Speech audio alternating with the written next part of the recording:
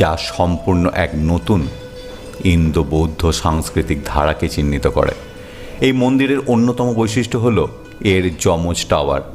এছাড়াও এই মন্দির কমপ্লেক্স জুড়ে কাঠ এবং রূপ সমৃদ্ধ হাতের কাজের শাটার, ব্যালকনি এবং বারান্দার রেলিংয়ে বিভিন্ন দেবদেবীর মূর্তিও রয়েছে খোদাই করা।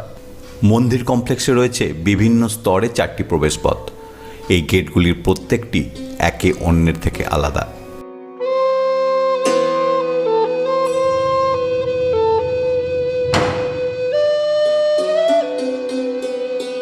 সমুদ্রপৃষ্ঠ থেকে 6500 ফুট উচ্চতায় অবস্থিত ঘন পাইন বনে ঢাকা সারাহান মূলত ভূষার রাজাদের গ্রীষ্মকালীন রাজধানী ছিল।